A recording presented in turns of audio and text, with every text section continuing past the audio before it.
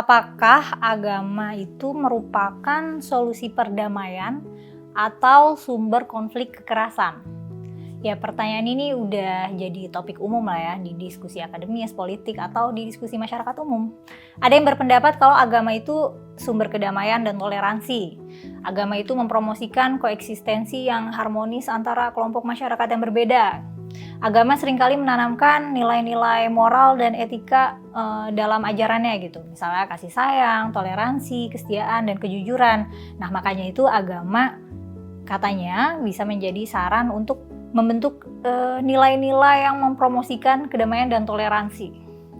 Di sisi lain, ada yang berpendapat kalau agama justru sumber konflik karena sering jadi sumber konflik.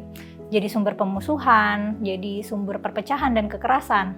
Nah, agama juga bisa digunakan oleh pihak-pihak yang berkuasa sebagai alat untuk mempertahankan kekuasaan dan mengendalikan masyarakat. Agama juga bisa jadi alat politik untuk menegaskan perbedaan dan mengabaikan kesamaan gitu. Nah, makanya jadi persepsi negatif terhadap kelompok yang beda tuh bisa terjadi gitu. Dalam kasus-kasus ekstrim, agama itu malah jadi justifikasi untuk tindakan kekerasan dan ekstremisme. Kayak misalnya terorisme yang dasarnya agama lah ya, fundamentalis ekstrim. Nah, yang benar mana nih? Gimana cara ambil pendekatannya untuk bisa dapat jawaban dari pertanyaan ini? Apa kita harus meriksa substansi ajaran agamanya? Biasa kan kalau misalnya ada tindakan kekerasan yang motivasinya itu dari kitab suci atau terinspirasi ajaran agama, suka ada yang mengkonfirmasi, wah iya nih agamanya mempromosikan kekerasan. Nah, tapi ada juga nih nanti yang ngebantah, enggak agama enggak ngajarin kayak gitu, dia salah paham atau salah tafsir gitu, atau dia sesat. Nah, jadi apa kita lihat aja nih datanya. Kita cek agama apa yang paling banyak konflik kekerasannya, paling banyak rusuhnya, oh berarti agama itu sumber konflik. Tapi kalau kita lihat, oh agama ini paling peaceful nih, paling gak agresif, berarti agama ini solusi perdamaian. Bisa gitu nggak pendekatannya? Tonton video selengkapnya di channel YouTube Forbidden Questions ya. Referensi selalu aku cantumkan di kolom deskripsi.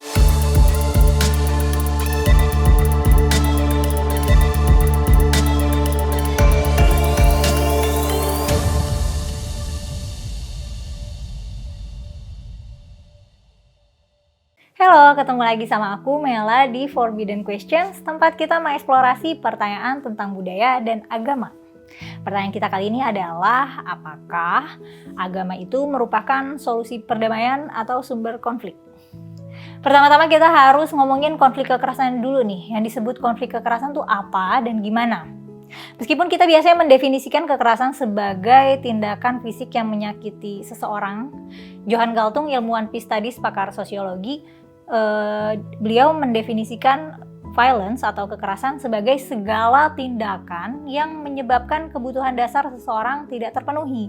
Jadi kekerasan tuh menurut beliau bukan cuma kekerasan fisik aja, lebih jauh Galtung ngebagi lagi nih konsep kekerasan jadi ada 3 tipe. Digambarinnya jadi model segitiga atau iceberg model, soalnya 3 tipe ini nggak mutually eksklusif gitu. Tipe pertama, direct violence, kekerasan langsung. Direct violence ini adalah pemahaman umum yang kita pahami tentang cara orang memaknai kekerasan ya, tentang cara kita memaknai kekerasan. Nah, tipe kekerasan ini tuh ada pelakunya, ada niatnya, dan ada dampak langsungnya secara fisik atau mental. Bentuknya, manifestasinya itu perilaku atau tindakan yang memang mengancam keselamatan seseorang. Misalnya kayak pembunuhan, pengeroyokan, kekerasan seksual, dan lain-lain ya, pokoknya kebayang lah ya. Tipe kedua ada structural violence, kekerasan struktural. Tipe kekerasan ini adalah kekerasan sistematis yang menyebabkan ada seseorang atau sekelompok orang yang menjadi korban dari sistem. Karena sistem yang berlaku, mereka jadi nggak bisa mengakses fasilitas dasar gitu, misalnya fasilitas kesehatan ya, atau fasilitas publik yang merupakan kebutuhan umum lah pokoknya. Intinya sih kekerasan yang secara legal, itu legal, tidak melanggar hukum. Tapi ada korbannya nih, ada yang teropresi, ada yang kebutuhan dasar hidupnya jadi tidak terpenuhi. Misalnya jadi ada yang kelaparan atau penyakitan misalnya. Gak mesti kekerasannya tuh kayak perang gitu, tapi ada orang yang helplessly menderita, ada kelompok yang termarginalkan.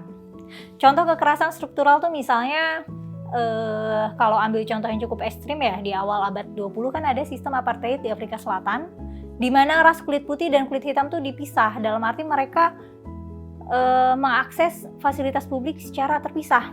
Tapi yang kulit putih dapat akses fasilitas yang bagus-bagus nih, fasilitas kesehatan bagus, pendidikan bagus, kesempatan kerja yang bagus, tinggal di neighborhood yang bagus. Nah, orang kulit hitam fasilitasnya terbatas banget dan kualitasnya rendah. Nah, secara legal ya emang aturan begitu, nggak melanggar hukum. Tapi kan ada yang tertindas ya. Dan apakah ini bisa diubah? Bisa. Kalau peraturan diubah, perilaku masyarakat bisa mengikuti. Aku sengaja ambil contohnya yang jauh banget ya. Aku pengen nanya sama kamu, kalau kekerasan struktural di Indonesia ada nggak? Share di kolom komentar ya. Lanjut, tipe ketiga ada cultural violence atau kekerasan kultural.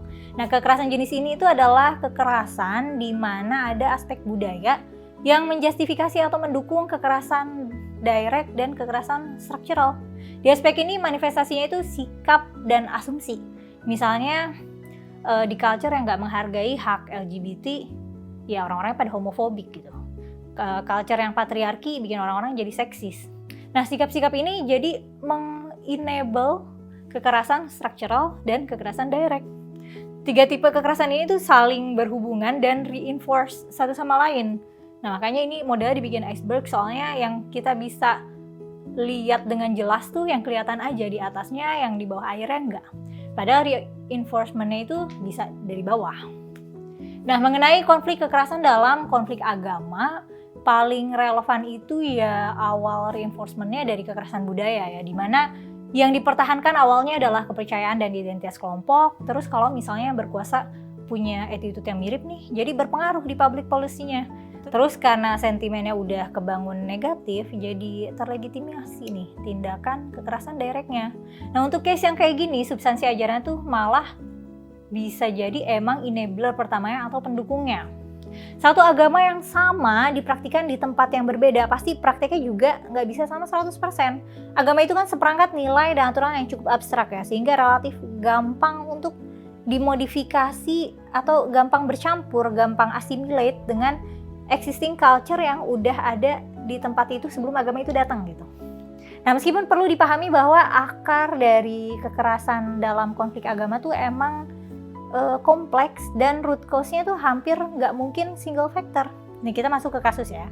Salah satu konflik agama yang paling legend yang udah berlangsung selama setengah abad itu konflik Israel-Palestina. Nah, konflik ini nggak selesai-selesai karena rumit banget, banyak faktornya yang bikin konflik ini nggak kelar-kelar. Katanya kalau kelar kan berarti bentar lagi kiamat ya.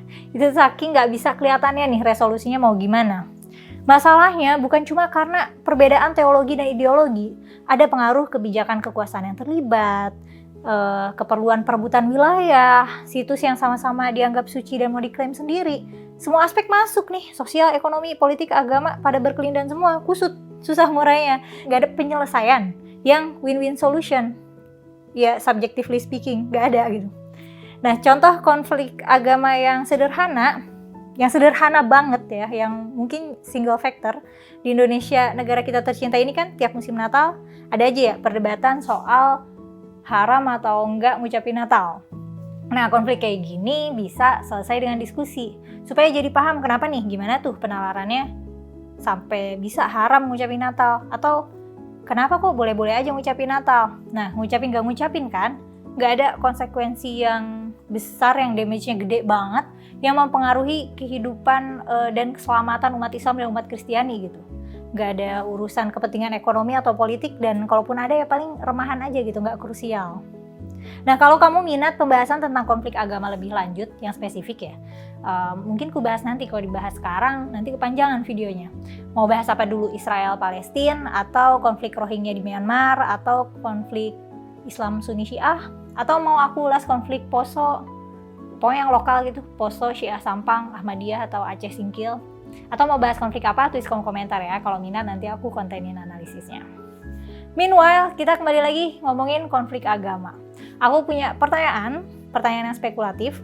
Jadi menurut kamu, kalau dunia ini nggak ada agama, apakah dunia ini akan lebih peaceful, lebih damai, atau lebih chaotic gitu, lebih kacau balau, atau bakalan sama aja karena nanti konfliknya akan disebabkan dari hal lain juga yang bukan agama. Utarakan pendapat kamu di kolom komentar ya, nanti aku mau baca.